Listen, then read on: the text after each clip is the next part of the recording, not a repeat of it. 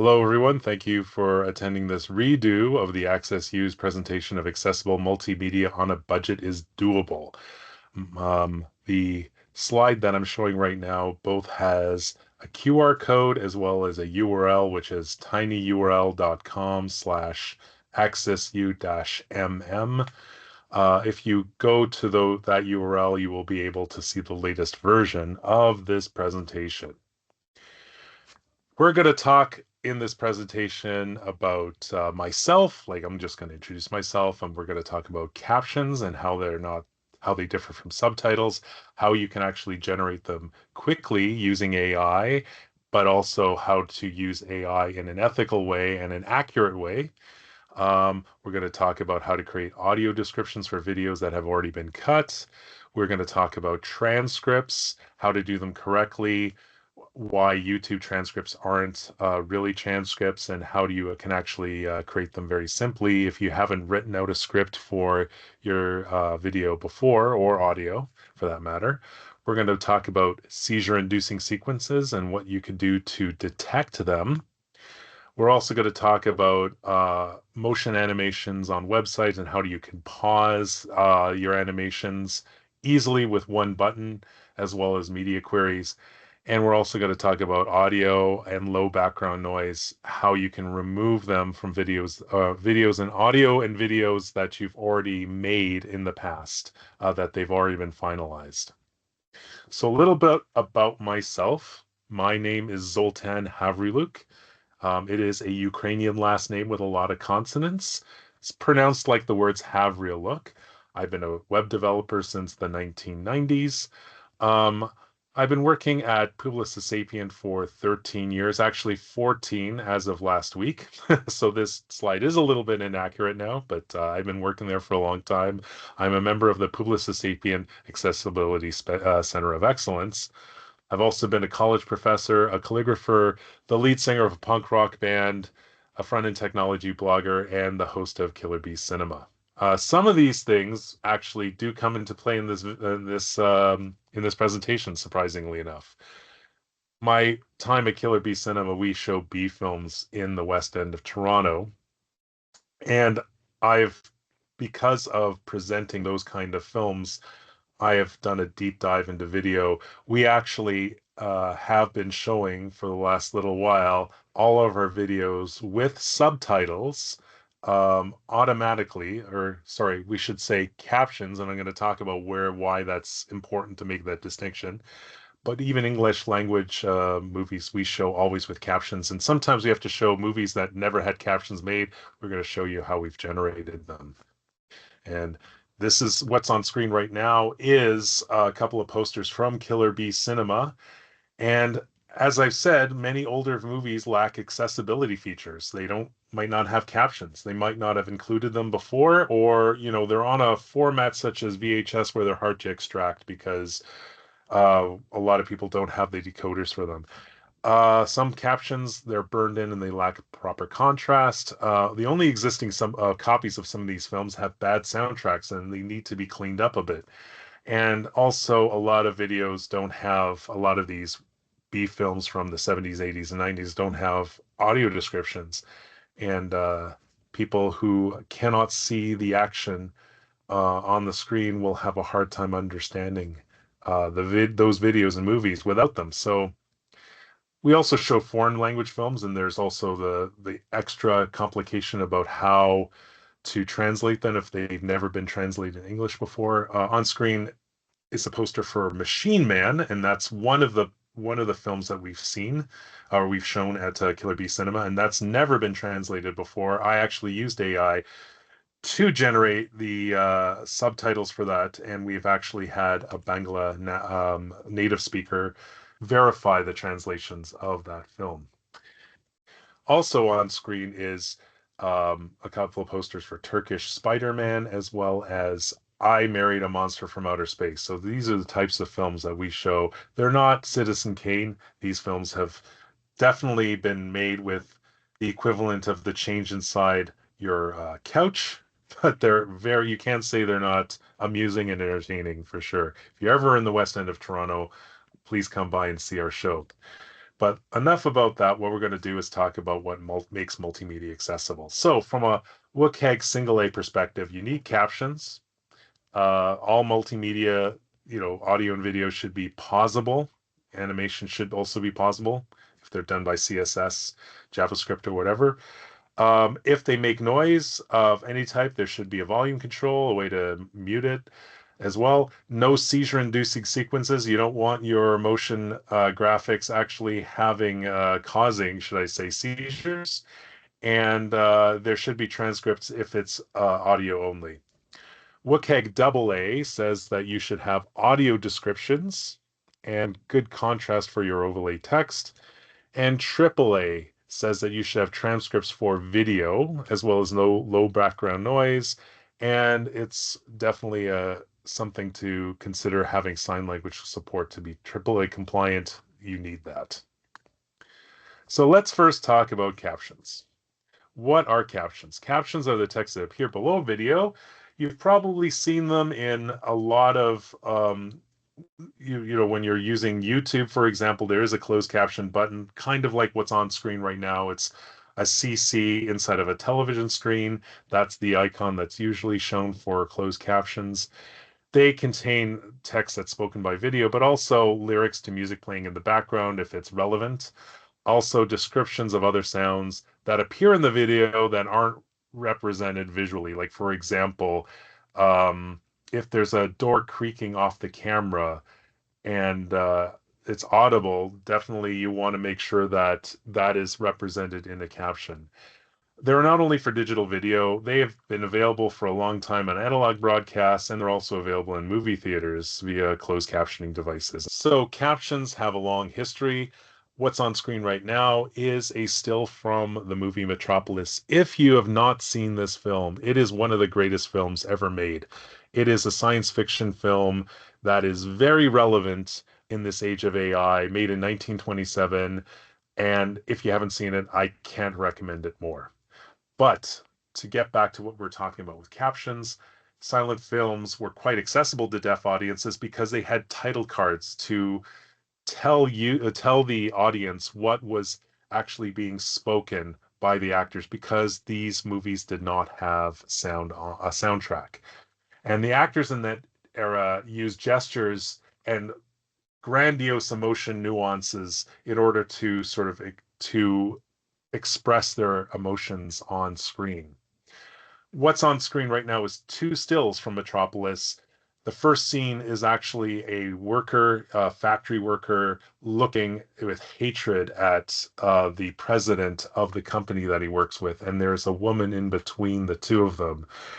And she is saying, head and hands want to join together, but they don't have the heart to do it. Oh, mediators, show them the way to each other. That is what apparently the woman is speaking. It is on screen at a different time. Like, it's not like below, it's not shown at the same time as the video. They're cutting away to show the title cards, and then they cut back to the action. Same with the still below. You can see a man joining the worker and the CEO's hands together, and the caption that appears after that is, the mediator between head and hands must be the heart. And it's in a bolder text with an exclamation mark.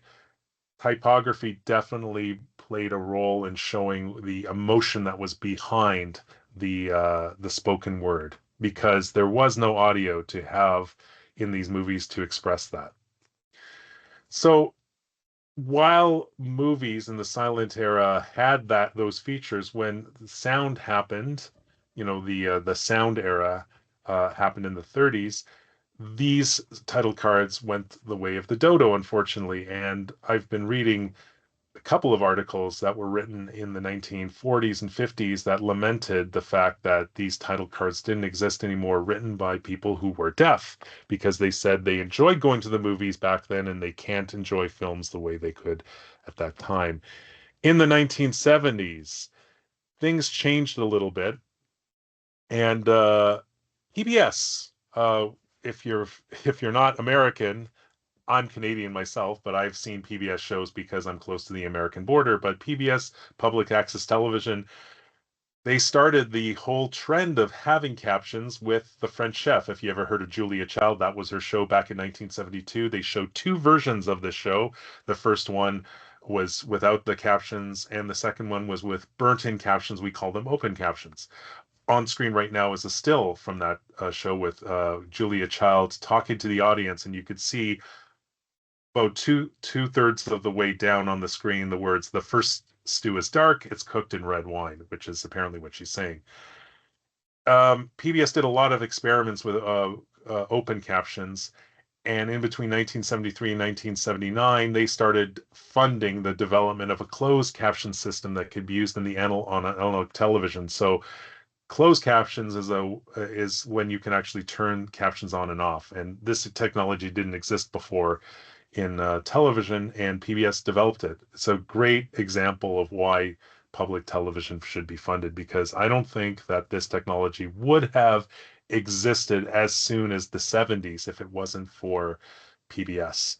The first mass market closed caption program started in the 1980s, and if you're an 80s kid like me, you would always see at the beginning of shows this show has closed captions for the hearing impaired, and they'd show how to turn it on very quickly before some shows. And in the digital era, there was a different technology that enabled closed captions, but they still exist today on television. So we talked a little bit about open and closed captions, but I'm just going to go more into a deep dive on that. Open captions. Open captions can not be turned on and off, and they're burned into the video itself. Now, on screen right now is a still from a movie called Turkish Spider-Man. And it is the story of Spider-Man, who is a criminal in Istanbul. He's a crime lord, and he's running amok, stealing precious treasures and murdering people. And the Turkish government have to bring in Captain America and El Santo, the Mexican wrestler, to deal with him. And if that sounds awesome to you, yes, it is an awesome film. I can't say enough how awesome this film is. If you it's on YouTube, you could see it. But the most important thing is on screen right now is that a still from that with Spider-Man holding up a knife with blood on it, and the subtitles are "Adios Mafia," and he's looking down at his victim off screen with disdain. And open captions on this are yellow with a black outline. So they do follow color contrast with the background. They're always going to have color contrast applied because of that black background. But unfortunately, if you wanted to resize the text in those captions, you couldn't do that. That's something that's impossible to do. Also, let's say if there was a mistake in the captions, it's hard to correct it without recutting the video. That's not a good feature for captions. It's easier to sort of edit them in a text file and have them display on top of the video instead of permanently burnt in. So closed captions is when you actually have a separate file that contains the captions with time codes on them, and they're shown on top of the video. On screen are the same still. There's two versions of the same still from the movie Jesse James Meets Frankenstein's Daughter. The true story of how those two met. And I kid. But the first still shows with Frankenstein's daughter with the this weird helmet connected to some weird contraption, and she's looking off screen supposedly at Frankenstein's monster, and she is saying, "I command you to arise." Now those captions for "I command you to arise" are on are white with a black semi-transparent background on it, so it's always guaranteed to be compliant with contrast rules for WCAG. The second still is the same shot with the same caption, "I command you to arise," but the text is bigger, and instead of a black background, has a black outline on all the image on all the letters, should I say? And that might be the preferred way you want to have the captions appear on the screen. So these captions can be styled with CSS if they're on a web page, and you can style them the way you want. If you have your own custom style sheet, you can override the styling of captions. So this is the more superior. This is what we like to do more than open captions. Closed captions are better because they can be styled. They also can be corrected a lot more easily, for sure. The format for captions on the web is WebVTT. Um, Another popular format for captions is the SRT format, and a lot of video players and DVDs have this format. They support this format. So both of these are kind of the standard, WebVTT being more important for the web. Captions are not subtitles. I kind of alluded to this before, but I'll just mention that captions are meant for deaf users who want to understand the audio information in a video, while subtitles are meant for viewers that don't understand the language that the characters are speaking. So they translate what's being spoken into the native language of the audience. On screen right now is a still from the movie Mahakal, which is an Indian Bollywood version of A Nightmare on Elm Street. So it's a horror film with dancing and singing, which is awesome. I can't tell you how much I enjoyed this film, but what you see is a guru on the screen, and he's looking with this threatening look, and he's saying his name is Mahakal, sort of as a warning. And this film would not be understandable to English audiences because it's in Hindi. So for English audiences, you could turn on the subtitles. You could turn on the subtitles as closed captions. So they're useful, but not a WCAG requirement. You mean if WCAG sort of assumes English, like the native language of the audio is going to be represented. So auto captioning, this brings up our what we're talking about in this section here is about auto captioning with AI. AI can do a very bad job. A lot of AI programs do. YouTube's captions, for example, are not very good. They're better than they used to be, but they're not that great. What I use is actually Whisper CPP specifically. Whisper should I say, an open source project by OpenAI, and it can run on your machine without connecting to the internet, so you don't have to worry about privacy violations or anything. But Whisper CPP is a C++ port of Whisper, and it is very fast on Apple hardware as well as on hardware that has an appropriate GPU, and it can be up to 98% accurate under many conditions. You still should edit it and make sure the timing is right, but I use this all the time. It really speeds up the captioning process. If you are a professional captioner, definitely check this program out because I think it'll improve your workflow.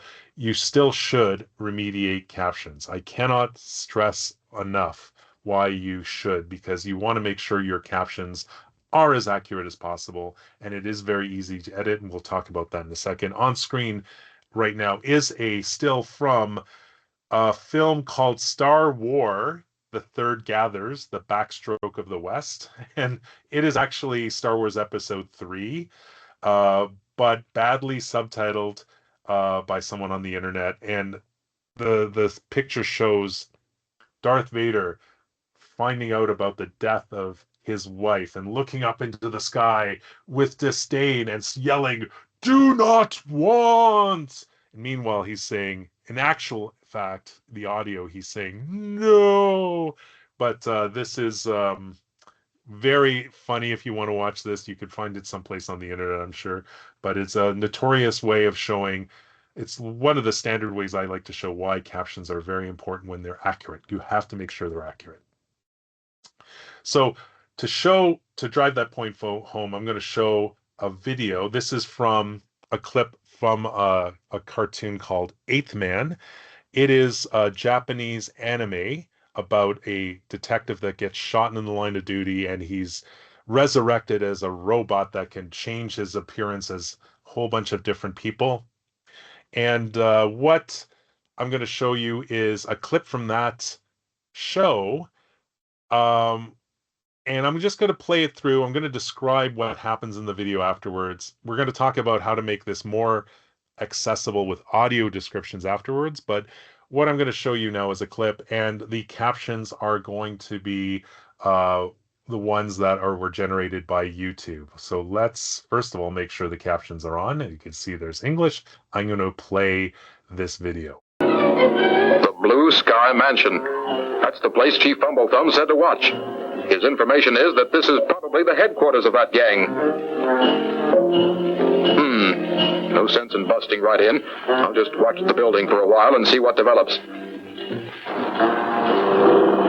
Oh, a car. It might just be an innocent visitor to the building, but it also might be a lead to crime.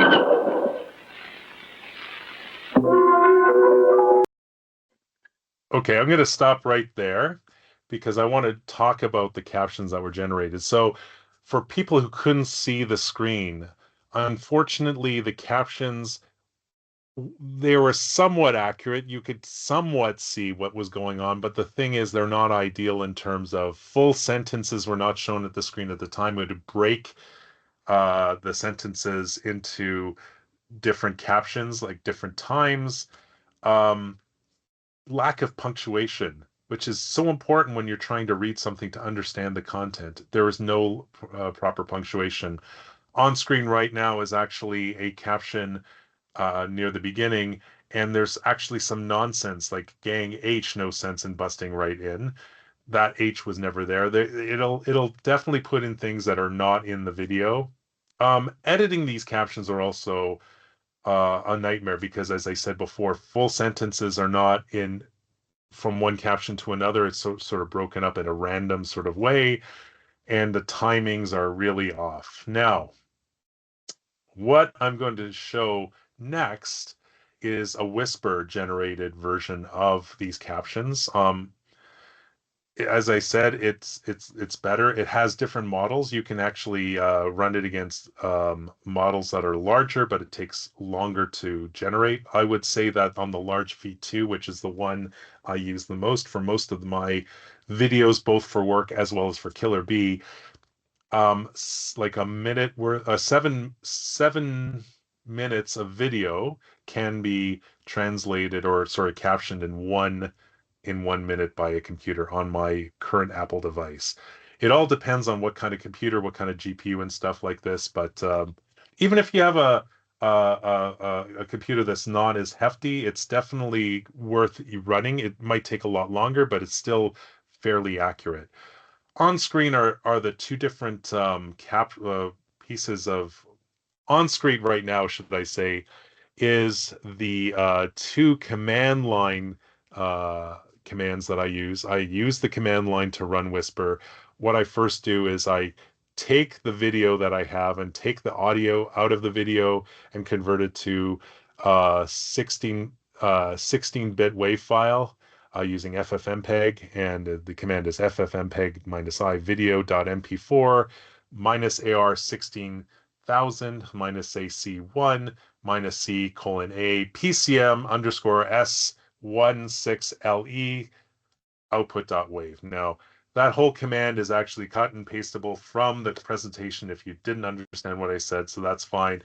And the command afterwards I use is whisper-cli space -f space output.wave. Now, it is very kind of gruesome to actually remember these commands. So I actually have a shell script that you can use to run and do these two commands at once. It's called vid to sub, and the link is actually of my GitHub repository that has this shell script is in the presentation.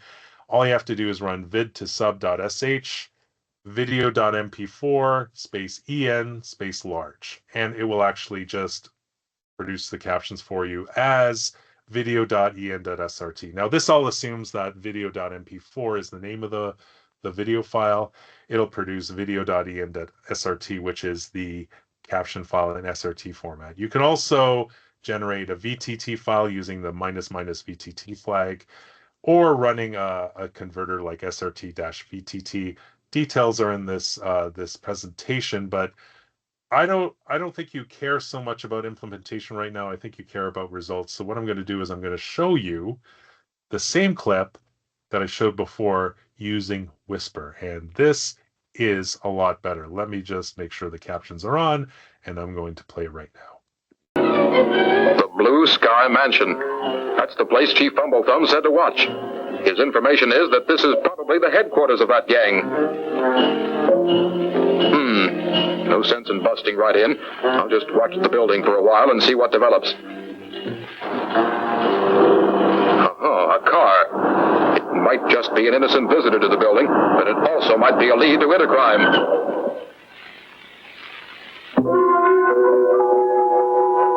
That girl. Strange. I just have a hunch that she might be my lead of the intercrime organization. Okay, I'm going to stop right there because I just want to talk about the things that it got wrong. It mostly got everything right, about 99%. I'd say there's two things that it got wrong, and they had to do with names. They they thought that the chief's name was Fumble Thumb. It's actually Fumble Thumbs, one word, but it thought it was Fumble Thumb, two words. At least it capitalized them. The crime gang was actually transcribed correctly as intercrime with an I, but it was lowercase. And so, things like that it's going to get wrong. And that's not really horrible. It's just that you have to edit your captions afterwards to correct them. I would say that it would be nice to have the captions. The captions tend to appear a little bit before they're spoken. It's not horrible, but it's better to have them timed exactly right. And that's easy to do with editing. As a matter of fact, it's pretty quick if you use a caption editor that's worth itself. But as I said before, names and uncommon words, these are things that can be misinterpreted.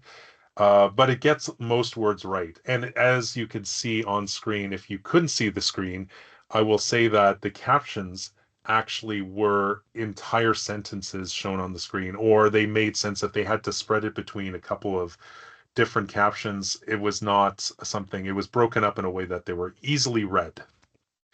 The timing of these captions can sometimes, as I say, they might appear before or after they were spoken, but that's easily fixed with a caption editor. We'll talk about that in a second. Sound effects. When sound effects are done by Whisper, I'll show examples of sound effects in a later slide, but they can be sometimes wrong and might not be written at all.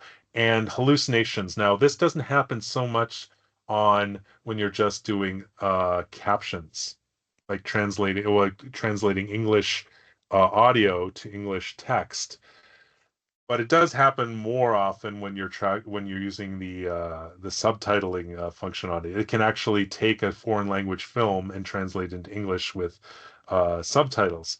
So hallucinations are more common when you're doing the translation of foreign language. Not so much with English anymore. It does happen once in a while, but you should look over your captions to make sure. And I'm going to show you an example in this slide here of captions that is a hallucination because I was able to do this once about a year ago. What's on screen is a caption file for a video I was trying. I think it was Night of the Living Dead, if I remember, but I'm not quite sure. But anyway, over and over again in the captions, it starts saying, "I'm not going to do that. I'm not going to do that. I'm not going to do that." It says that actually in the captions for a number of minutes over and over again in different ways, and it's very annoying. But it's easily edited by your captioning software. Nowadays, usually that happens when there's some quiet audio, so you can usually just edit that out with your captioning software. But if you need to run it again, if you need to run the captioning software again, Whisper again, over a specific part of the video. Um, you could do that with a shell script as well. You can edit out that part with a video editor and just run the shell script again with just that edit part of the video. I have a shell script called generate missing captions that will actually take a timestamp range, should I say, to recaption with Whisper. So again, that's in my GitHub repository that's available as a note in this presentation if you download it. So talking head videos usually don't have hallucinations, so it's not pretty much for like that kind of use case. You'll probably never see it. Again, for most English language stuff nowadays, I don't see it that often. So, but you should always look over the captions for accuracy. Caption Whisper, should I say, whisper .cpp is very accurate, but you should still test your captions. So I would look them over, and if you have to edit them, there's a couple of different options. One of the most popular captioning software to use is for Windows. It's called Subtitle Edit. I actually run it on Linux and Mono. Apparently, you can run it on an OXS, on a Mac, on an OS X machine, but I have never done that myself. I always just run it on my Linux machine. Um, but the problem with this piece of software, though, while it works well with keyboard, and I have used it extensively with keyboard, there's a lot of great keyboard shortcuts. It's great from that perspective. I have tried it out with a screen reader, and it actually doesn't work very well with a screen reader. It's unfortunate that it doesn't, because it's a good piece of software otherwise.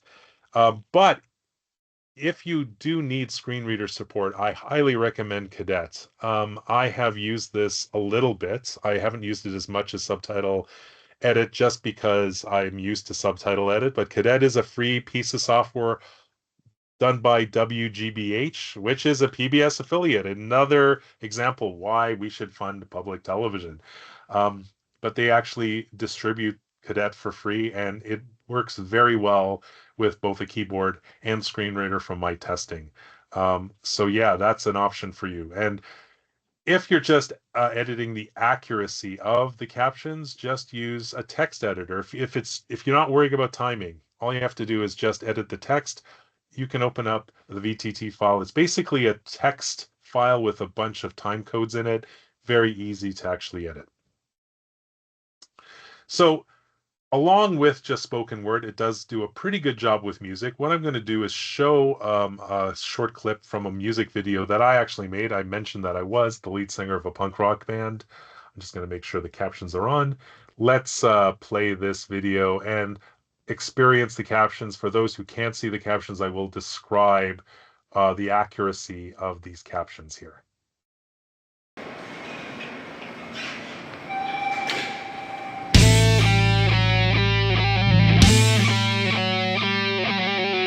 My girl hates it when I'm late, but the subway's stuck at Pate. I don't think I'll be on time. How I hate the blood Denver ride.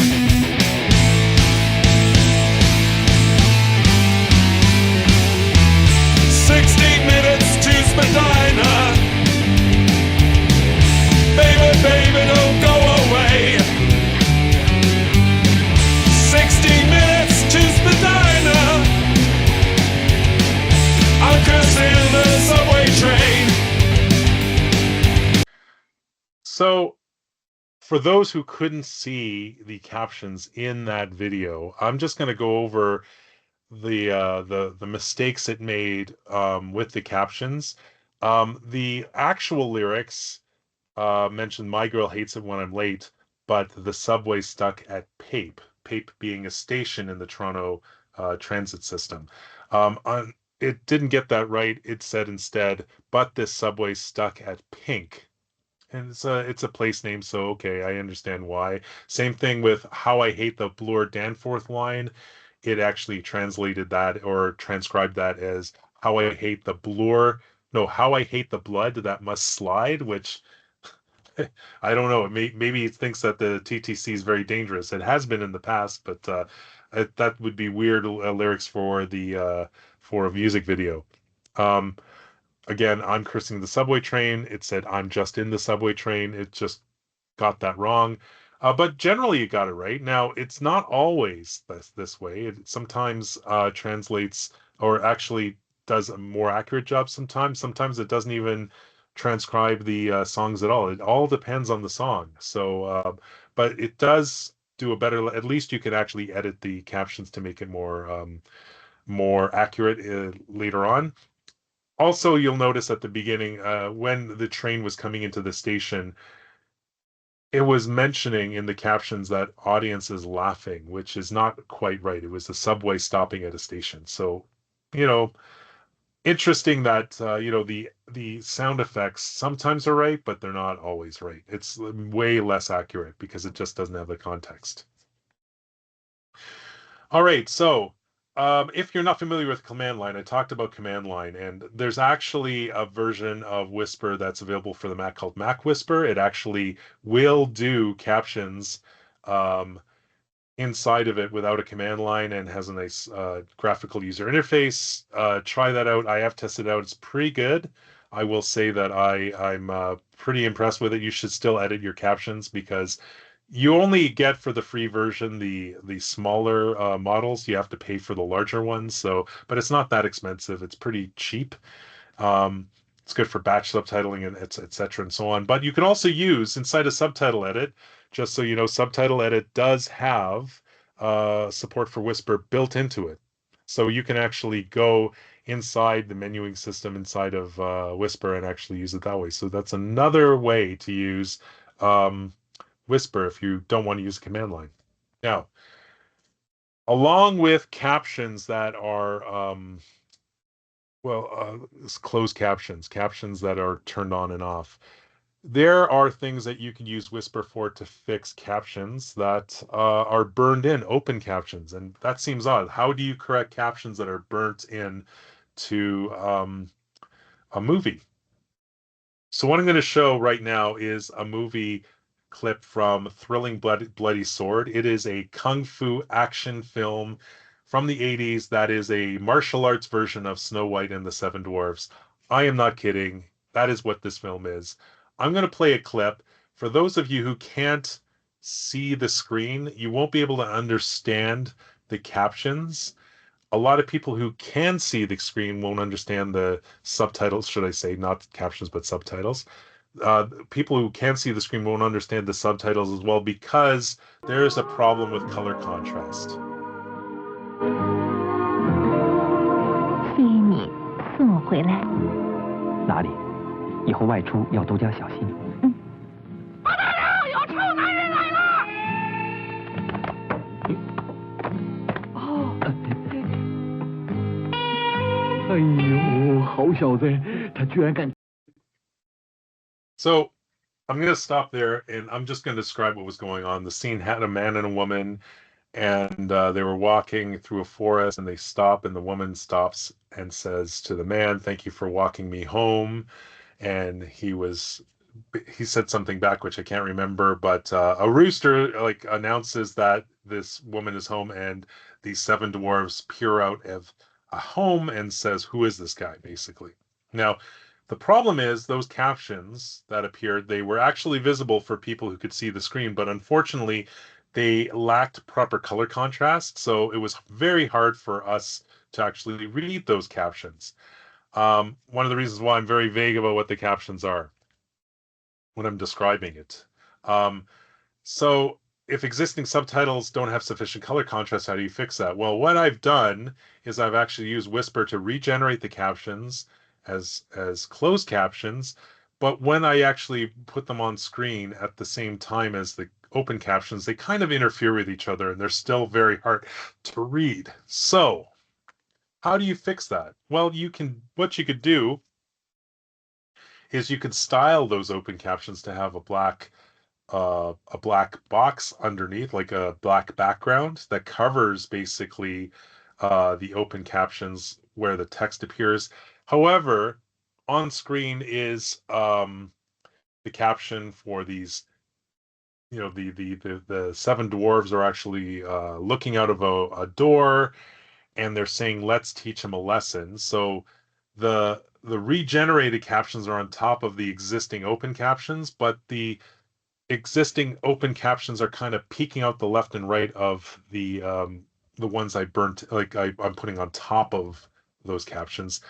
So that's really annoying. It'd be great if they covered the whole thing. Unfortunately, if I tried to pad the left and right with space characters, um, the VTT file ignores that.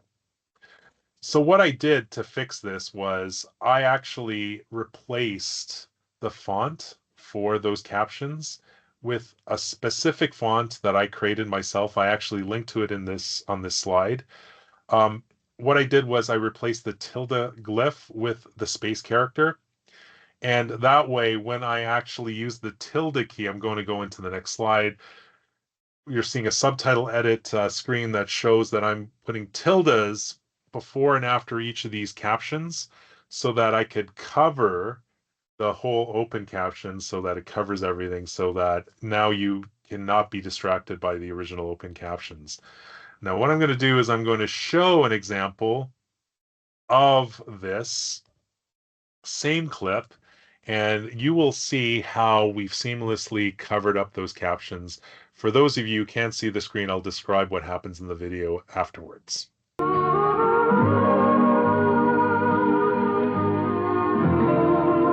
谢谢你送我回来。哪里？以后外出要多加小心。嗯。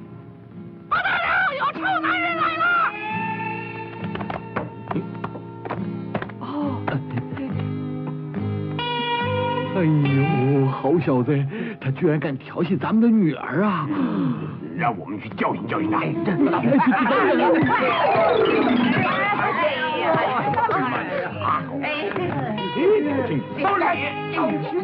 哎呀，好了，别吵了，别吵了。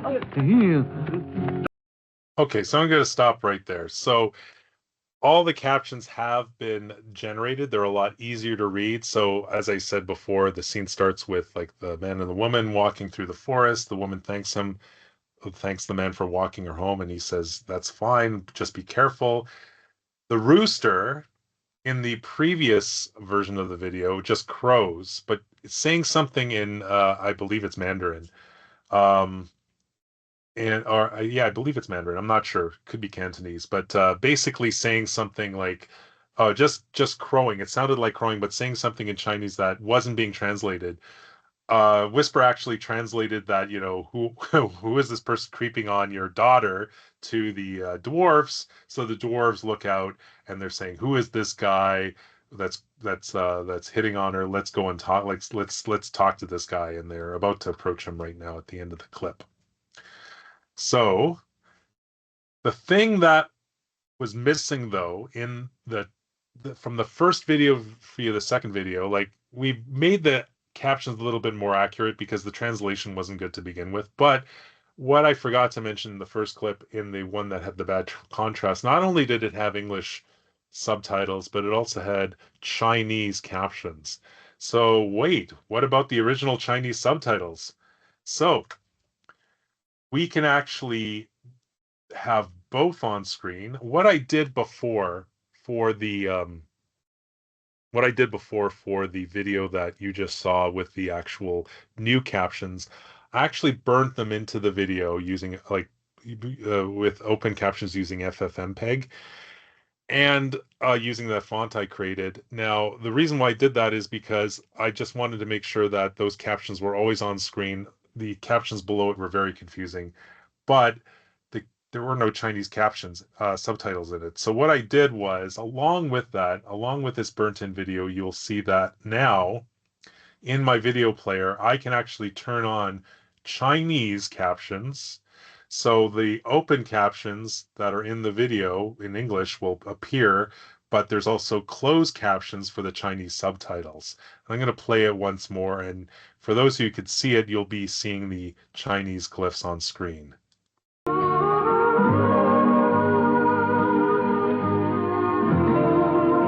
谢谢你送我回来。哪里？以后外出要多加小心。嗯。不得了，有臭男人来了！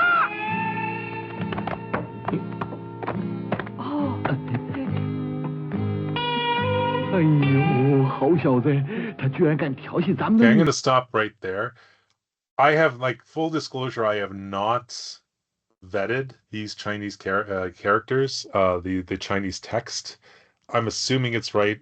Really, what we should be doing is going this over with someone who is a native speaker of Chinese, but unfortunately, I did not have time to do that by the time I was presenting this video. But what you would do as well is make sure that they're accurate. But you could see in the demonstration, for those of you who couldn't see what was going on, the open captions in English were on top, covering the original open captions that were burnt in, and underneath that, in the black space in the video, was the Chinese translation. So you could actually have both. Audio descriptions. We talked a lot about captions, so let's talk now about audio descriptions. What are audio descriptions? Text spoken audibly to explain what is happening in the video visually, meant for blind or partially sighted users to understand what's going on in the video, and they can also be used by users who are playing the video in the background while doing something else. Okay, so they're available a lot in on DVDs. Like you can actually have a separate audio track. Not all DVDs have it, but more of the online videos, especially Amazon, has spent a lot of time getting their back catalog having audio descriptions. iTunes and Netflix also has them. I can't say that all of them do, but at least there's more videos that do support audio descriptions.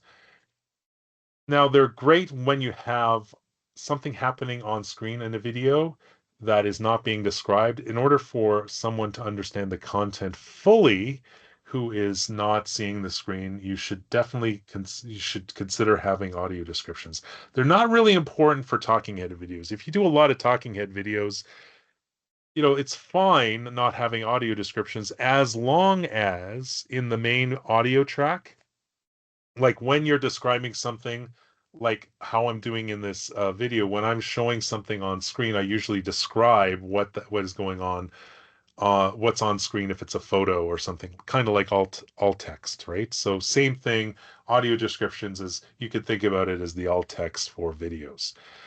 So what I'm going to do is I'm going to talk a little bit about audio descriptions and how to implement them. Again, if you're doing talking head videos, all you have to do is describe everything that's on screen that is important for someone to understand the content, and you don't need a separate audio description track. However, a lot of movies, for example, don't describe everything that's going on screen at the same time the video is happening. So you would need probably a separate version of that video with audio descriptions. So what you could do is create one version of the video with them and one version of them without. And it's just usually as simple as creating a link on the page with the original video that had a link to the audio description version. So if you're on YouTube, for example, you could say in the comments that there is an audio description version to have a link to it, and you're done, right? If you're on a web page, you could just have a link to there. That's probably the better way, because YouTube's descriptions aren't always visible to everyone at the beginning, right? There are players that actually support audio descriptions as well. Okay, so you could turn them on and off. We're going to show an example of that later on. But what I'm going to do, I'm going to show you the same video, the 8 cartoon that I showed you before when we were talking about captions. But I am going to play the whole clip. I'm going to play it even longer, and I'm going to talk about some of the things that are happening in this video that actually need audio descriptions. For someone who is not seeing the screen, it might not be obvious what all the things that are going on in this video. So I'm just going to play this video from beginning to end, and then we're going to discuss what was missing and how to create the audio descriptions that are needed to give that information to people who can't see the screen. So let's play this now. The Blue Sky Mansion. That's the place Chief Fumblethumb said to watch. His information is that this is probably the headquarters of that gang. No sense in busting right in. I'll just watch the building for a while and see what develops. A car. It might just be an innocent visitor to the building, but it also might be a lead to intercrime.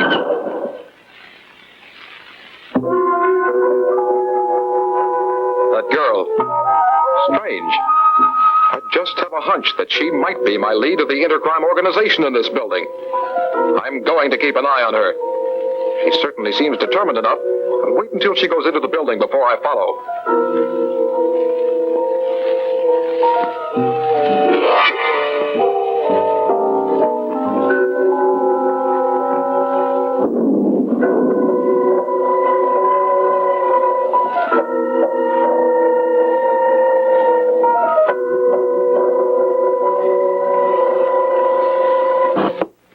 All right, who's there?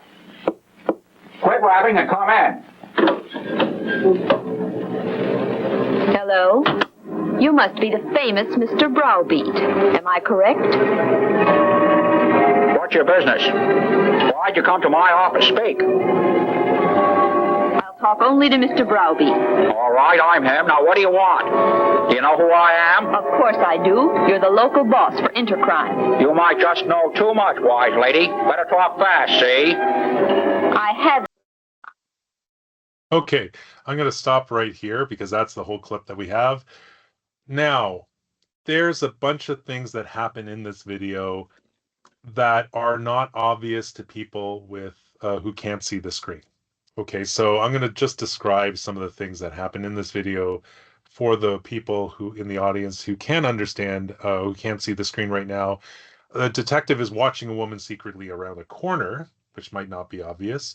When the woman gets out of the car, it looks like she is, she's basically walking up to the building. The detective changes into a robot, and there's a sound that happens when that happens. But unfortunately, you can't hear that. You can't see that, and it's not obvious what's going on. That's actually happening in the video. The woman actually goes up to the 8th floor of the building using an elevator. She then walks down the hall and goes to a specific room, and an automatic door opens, and a man who looks like he's smoking appears at his desk. So all those things were not obvious to people who couldn't see the screen. So what I'm going to do is I'm going to show you a modified version of that clip with audio descriptions, and I'm going to explain how I created that. So let's play that first and see if that improves the quality of the video I just showed. The Blue Sky Mansion. That's the place Chief Fumblethumb said to watch. His information is that this is probably the headquarters of that gang. Tobor lurks around a corner of the building. No sense in busting right in. I'll just watch the building for a while and see what develops. A car slowly approaches the building. Oh, a car. It might just be an innocent visitor to the building, but it also might be a lead to Intercrime. The car stops and a woman steps out of the rear door. That girl. Strange. I just have a hunch that she might be my lead of the Intercrime organization in this building. I'm going to keep an eye on her. She certainly seems determined enough. I'll wait until she goes into the building before I follow. As the woman enters the building, the detective transforms into 8-Man, the crime-fighting robot. In the next scene, the mysterious woman steps out of the elevator on the 8th floor. She walks down the hall with determination until she gets to room 811, and then knocks gently on the door. All right, who's there? Quit rapping and come in. An automatic door slides open slowly. Hello? You must be the famous Mr. Browbeat. Am I correct? A creepy bald man replies. What's your business? Why'd you come to my office? Speak. The man is wearing a suit and smoking a cigar. I'll talk only to Mr. Browbeat. All right, I'm him. Now, what do you want? Do you know who I am? Of course I... Okay, I'm going to stop right there. So that is a lot more understandable if you're not looking at the screen about what's going on. It talks about all the things that are happening on screen that is not in the audio track, such as, a woman steps out. Tobor was around the corner looking at the woman. Also, there was a description of Tobor turning into a robot when that sound effect was happening. Her going up to the 8th floor, going down a corridor, some automatic doors opening after she knocks, things like this. So it was fully understandable. The equivalent experience for people who couldn't see the screen was there. Okay, so how did we do this? What we need to do in order to create audio descriptions for a video that exists today is just watch the video and see what's going on in the video visually that's not in the audio track. Then what we do is we listen for breaks in the audio where you can insert the audio descriptions. You should write a script for those audio descriptions and then insert and mix the audio descriptions of the video. We're going to talk about how you mix those audio descriptions inside the video in the next few slides. So first, you have to write down the audio. It's always write this stuff down. Don't just think that you're going to memorize it. So on screen right now is basically the script that I used. And I'll say the lines that are on screen. Tobor looks around the corner of the building. A car slowly approaches the building. The car stops, and a beautiful woman steps out of the rear door. As the woman enters the building, the detective transforms into Eighth Man, the crime-fighting robot, etc. I'm just going to stop right there because you heard it in the previous slide. But all those audio descriptions I wrote down first. Then what I did was I imported the original video's audio track. I just drag and drop the video into a program called Audacity. If you've never used Audacity before, it is a open source audio editor. Okay, so when you import the video into it, it creates a track for the original audio. So you could see you could also see it visually, and it has a time code, kind of like a video editor as well, if you're familiar with video editors. Now, what I have to do in order to create the audio descriptions is I have to create a separate audio track. So on screen in the screenshot of Audacity is the menu for tracks is highlighted. There's a sub menu called Add New, and I chose Stereo Track. And on screen right now is basically that Audacity with the original track at the top and a secondary track under it, all along the same timeline. And what I have to do is record the actual audio descriptions inside that second track at the appropriate time. So you just listen through the whole track and then find out where you're supposed to be putting them, and then record your audio description at the right time. There will be a waveform that shows up in the secondary audio track to show you how long it is. That way you can sort of measure whether or not it's there. Now, when you play your audio description along with the original track, it'll be too loud. The original track will be too loud to hear your track a lot of the time. How do you fix that? Well, all you have to do is go to the original track and highlight the time that you put in the secondary audio track, the audio description, highlight the original part of the track where it is.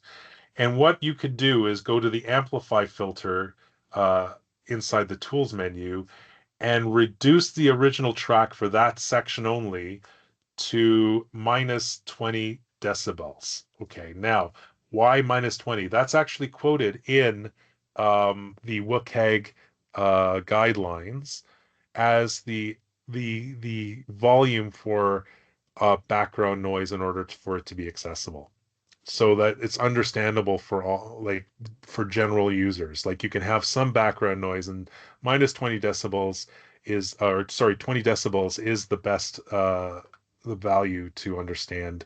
Um, uh, 20 decibels, should I say, is the volume that you should reduce your original track so the audio descriptions are actually audible. Now, the final results, when you apply that on the original track, you'll notice that the waveforms get smaller, much smaller. They're almost barely perceptible.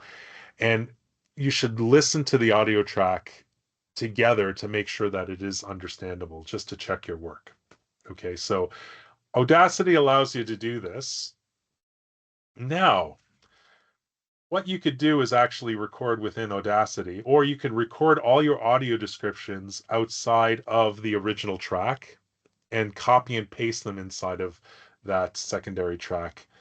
But the problem that you will have if you don't actually have your own true audio studio or multimedia studio is that background noise will interfere with audio descriptions. If you have like any even slight hissing in the background, that actually increases the background noise and makes your audio actually harder to understand. So what I would suggest, if you don't actually have a good quality microphone to do this stuff, that's fine.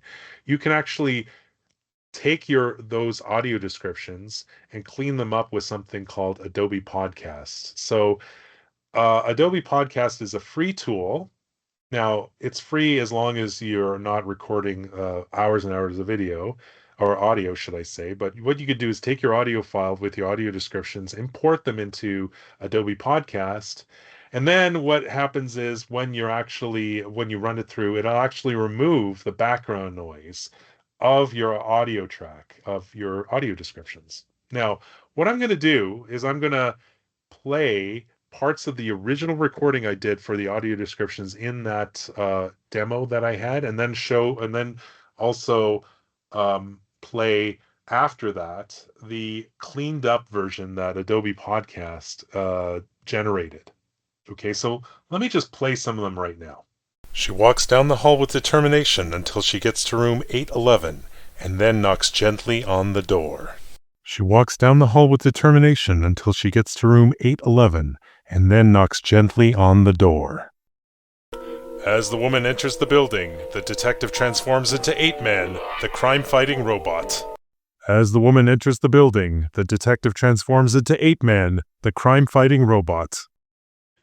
So, two things. Like the first example, if you're listening to this video with a decent speaker, you will hear that there is a bit of white noise in the background of the original recording for the first example, and that's removed with the cleaned up version by Adobe Podcast that's played afterwards. The second example is a lot more pronounced. What I was doing was I was actually reading the audio descriptions at the same time I was watching the video, and you could hear the sound of the video as I'm recording the audio descriptions. I wanted to get rid of that because because I'm going to be putting it back into the video. When I put it into Adobe Podcast, it actually removed that sound. That's amazing. That's a really good use of AI technology right there. I highly recommend putting your audio descriptions through Adobe Podcast first before you copy and paste them inside the secondary audio track of Audacity. Okay. And if you don't like using your own voice, that's fine. What you could do is use AI generated voices. What I'm showing right now on screen is something called natural readers. It is something that allows you to create computer generated voices. You could just type in text inside the text area and it will announce the text that you put into the text area with a computer generated voice of your choosing. I don't necessarily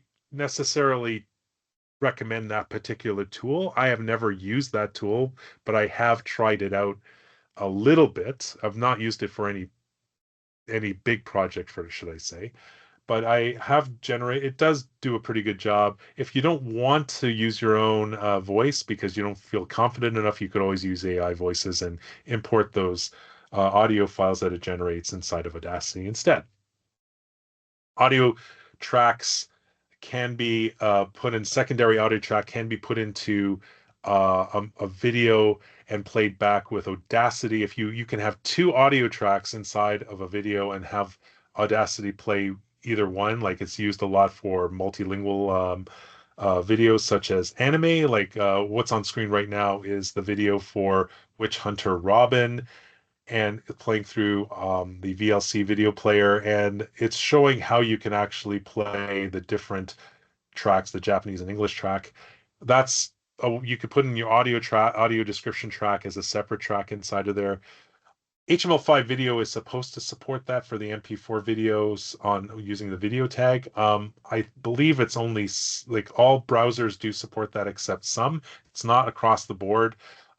There is a polyfill called video.js that you can use to support that. Now, let's say you don't want to do the audio description with your own voice, and you want to do it very simply. You want to make it so that you're not worrying about timing and all that. You just want things to be announced at certain time codes, kind of like a caption. Well, you could do that actually using the Able Player video player. So I'm going to click on the link that's in this slide, and it will bring up this video demo of audio descriptions done with a computer voice. So on screen right now is a video on the Enable website. It is a website that I have produced to show developers how to create accessible components.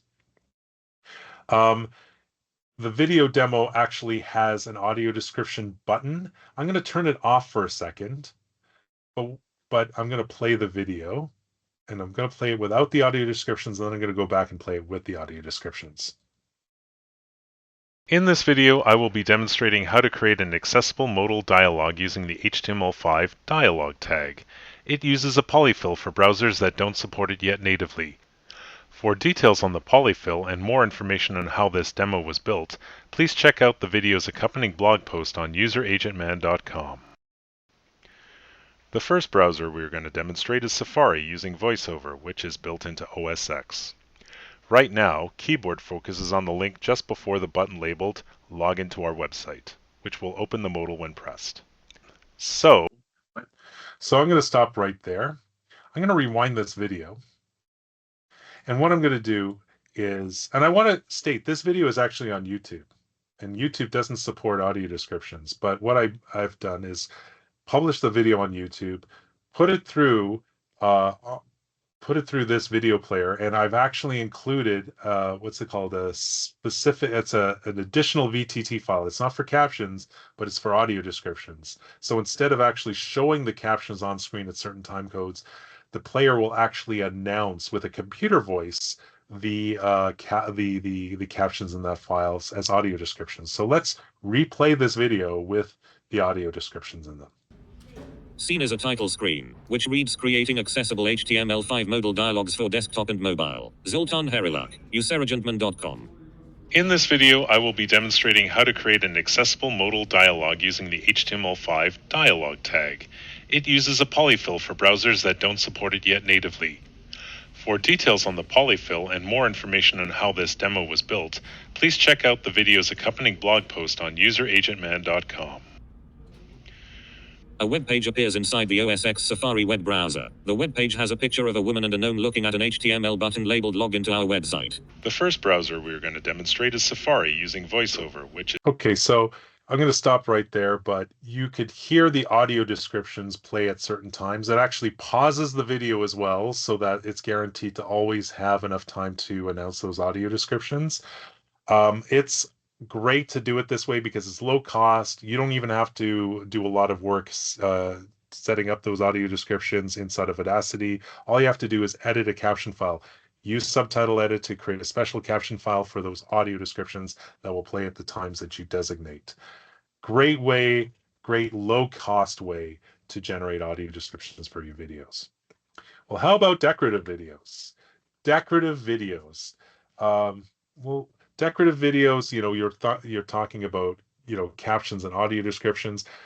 Do they need them? Like, for example, if I had just something on my web page that was in the background that just showed some, like, basically like a decorative image, you don't need captions and audio descriptions as long as it's not showing any informational any information that's relevant for the user. So you can get away without captions and audio descriptions for some videos, but you got to question why you're putting those videos there anyway if they're not really informational.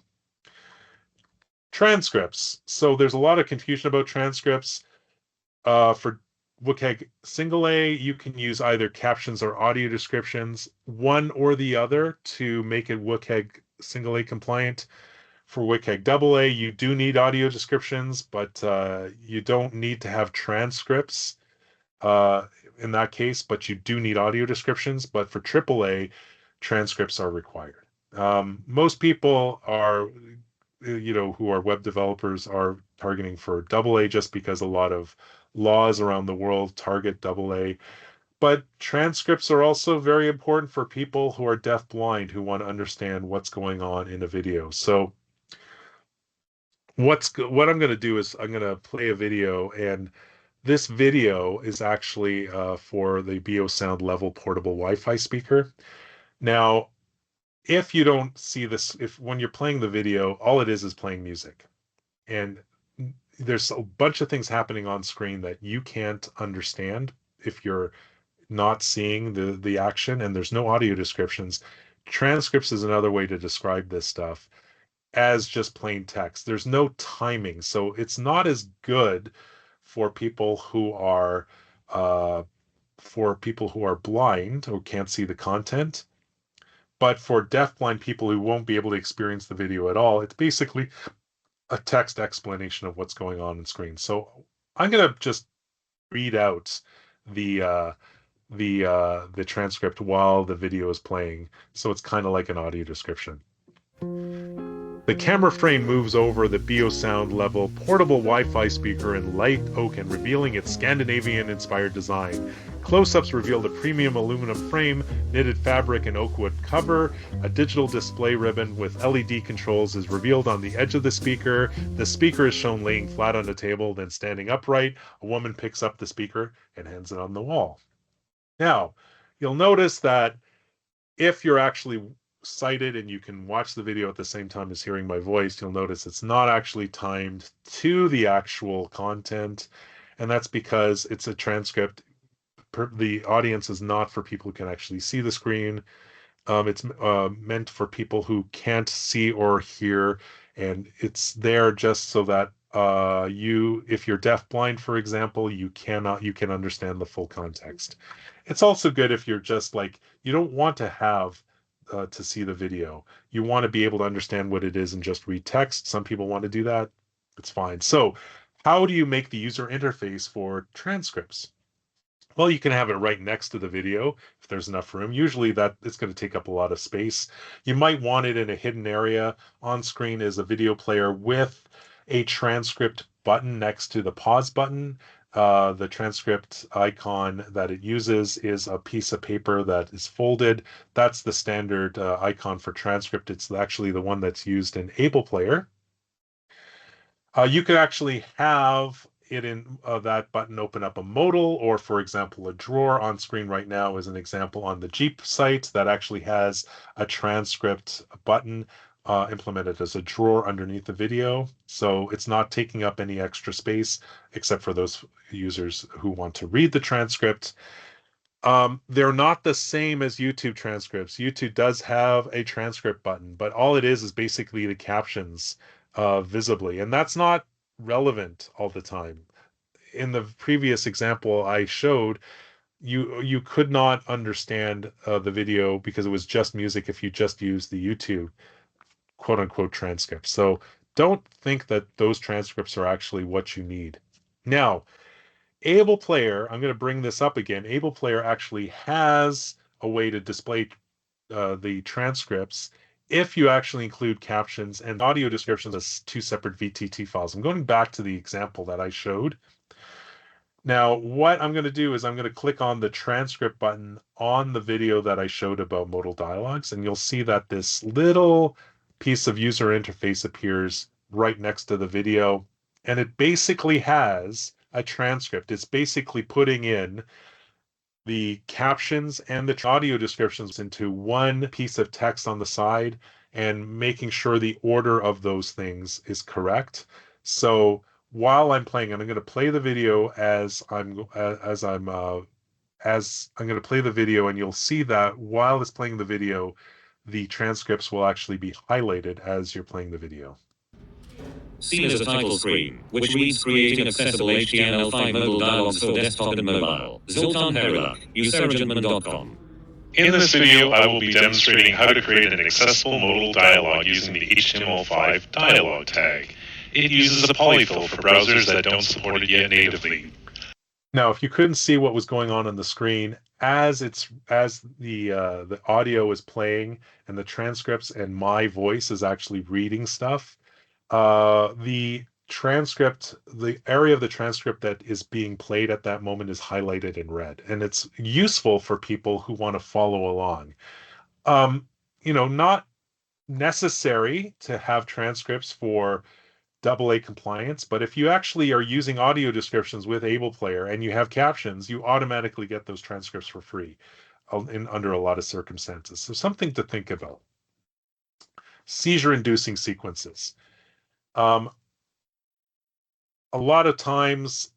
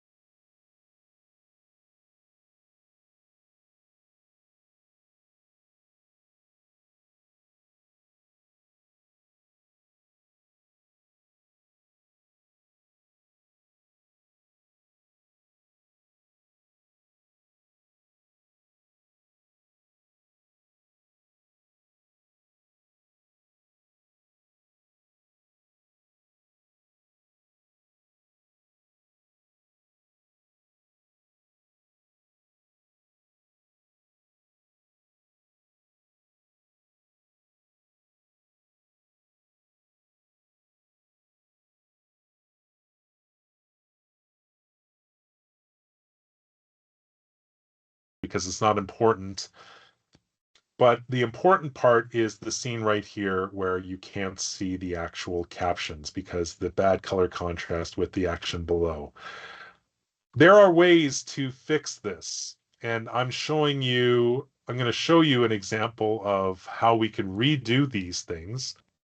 So first, here's the original text, and I'm showing a still shot inside of a video player. Okay, inside of OpenShot video player, right? So what I'm going to do is I'm going to use OpenShot's crop um, function and basically crop only the part I just want to leave like the smallest amount of video that just shows the text. I'm cropping out that section.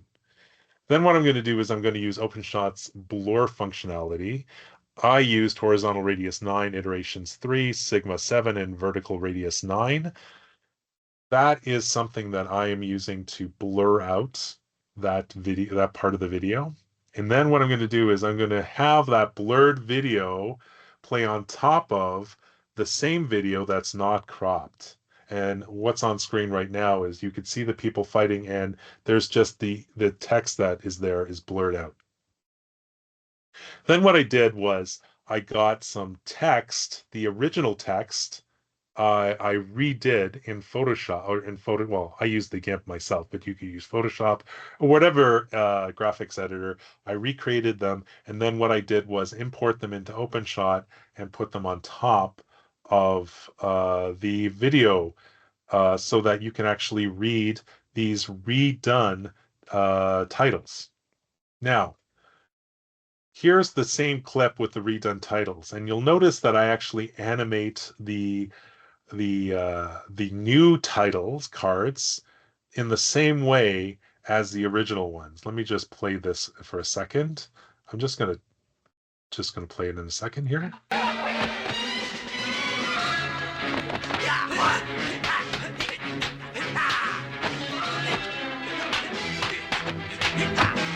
Now, while the contrast is better, like there was a little bit of a white shadow that appears while the text is animating in, and that's because it's kind of hard to hide that kind of text. So how do we improve that? You can improve it with AI in painting. So what I've done was I actually took out all the frames that had text in it using FFmpeg. So on screen right now is a command that I used. I used FFmpeg minus I $1 or like the name of the video minus Q scale colon V space 2 space output underscore percent 06D dot JPEG. So what this does, it creates images, still images of all the frames that I want in the video. I basically just creating stills of all the frames in the video that have those title cards in them.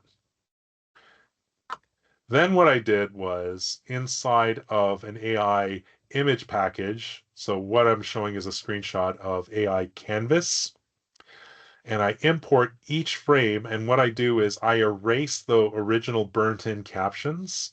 And then I use the in-paint functionality to regenerate that area that I removed. Now you'll notice if you're sighted, you'll see that it did generate that, but it actually generates also extra information on the top and bottom. We don't care about that because that's going to be clipped out or cropped out in a later step. But what I do is I do that for all the frames. And then what I do is I save those frames onto my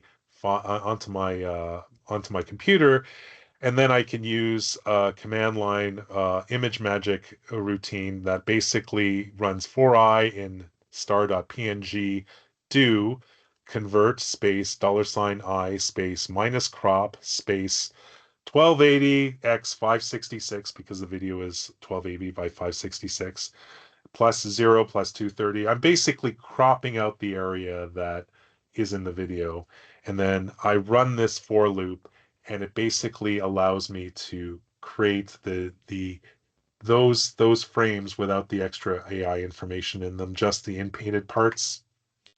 And then I use ffmpeg to stitch them all together. There's a command in here. I'll just read it out. ffmpeg space minus frame rate space 30 space minus I space cropped slash %04d.png space minus c:\v space libx 264 space minus pix underscore fmt space yuv420p space output.mp4. So if you're familiar with ffmpeg, what it does is it creates from those stills a 30 frames per second video from all those cropped images and saves it as a a 264x video file. Now, if I play this over and over again, this result, you'll see that the stuff that's been inpainted is not 100% all seamless, but that's okay, because what happens is when I show the finished result with the captions on top, you won't even notice that stuff because the text is going to be on top of it anyway. And that white shadow that was there before is not there. So let me play it for you right now.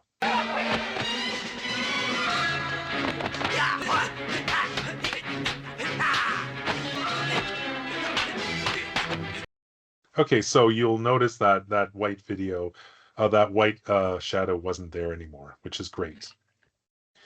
So another tool that you could use to check the background image, the text on top of a background image, is linked here. I'm just going to click on the link right now to show you a web browser. It's by brandwood.com/A11Y. And all you have to do is go here and you can actually edit any text on top and see if it complies with any background image. It's an accessible tool. I highly recommend that you test that out if you're going to be testing any of your videos for compliance for contrast for text on top of images. Finally, one last thing here, I'm just going to mention you can actually test your animations if they're pausable on a web page. What I'm going to show you right now is a global pause button that I have implemented for the Enable project. You'll see that it's on by default. I'm just going to reload this page so that it's off by default. If you check this widget inside the main navigation, is a control that pauses all animations on the screen. The first animation is a CSS animation showing Saturn on top of a star field. The next animation is a canvas animation, if you're familiar with HTML5 canvas. The next one is a smile SVG one. There are videos on this page as well. There's an animated GIF. All of these things can be paused immediately by pressing one button instead of having individual pause buttons for all your multimedia on the page. This is great if you have a page that has a lot of multimedia and you want to make it very easy for someone to pause all those animations. It also respects if you actually have if you have your system set up that you want to pause motion animations.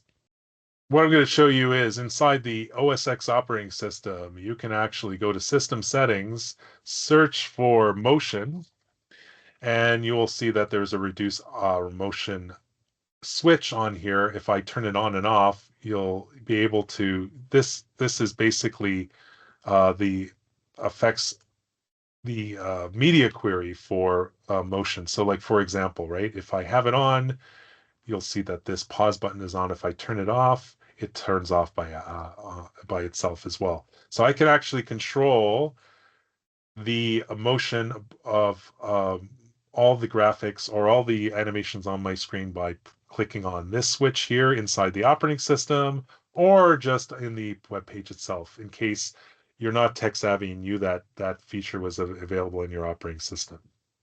So there is an npm module for this. So if you go to user-agentman.com/enable/pause-anim-control.php, there are instructions at the bottom of the page about how you can actually include this inside of your own projects with a lot of code examples that I won't go into, but that's something that I would highly recommend for your animations on your screen. One last point is about low background noise. As I mentioned, low background noise in audio clips definitely consider reducing them. I've already shown you how to remove them in your audio clips, but let's say you have a video that has already damaged audio. So this is from a VHS copy of the 8-Man cartoon I was talking about. Here's an original recording of it. Let's listen to it. You'll hear there's a lot of interference. I am Major Dorothea Spectra, Solarian Union Air Force. I request political refuge.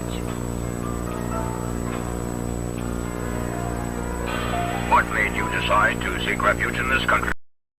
So now I'm going to let you listen to a version of that same clip, but I've ran the audio, the spoken word, through that Adobe podcast tool I was talking about. And you'll notice as well the music's been cleaned up as well, and I'm going to talk about that in a second. I am Major Dorothea Spectra, Solarian Union Air Force. I request political refuge. What made you decide to seek refuge in this country? Okay, so if you could hear the audio, definitely the first clip had a lot of annoying buzzing in the background due to a bad videotape recording, and I removed that using Adobe Podcast. But that music in the background was actually taken from a Japanese copy of the same cartoon, and I removed the Japanese audio from that good copy, the Japanese spoken word, should I say, using vocalremover.org. It's a tool that allows you to remove, separate the music from the spoken words. So from the Japanese DVD, I separated the Japanese audio, spoken word, should I say, from the music. I took the music and interposed that on top of the improved Adobe Podcast dialogue. So that made the whole experience a lot better. And there's other tools you can use. I outlined this in this last slide. There's vocal isolation and Audacity as well, but that only works if your audio's in stereo, so that might not always work. But I would recommend using a tool like vocalremover.org to do your removal of such audio. But that is the end of my talk. I hope you enjoyed this, and I hope this was helpful. Please let me know if there's any questions. I'm going to end this talk by just leaving my first slide here. What I should have done was put my email address. I'm available at zoltan.dulac@gmail.com. If you want to ask any questions, please feel free, or search for me on LinkedIn. Again, my name is Zoltan Havryluk, Hawryluk. Hopefully this talk was useful, and thank you very much for your attention.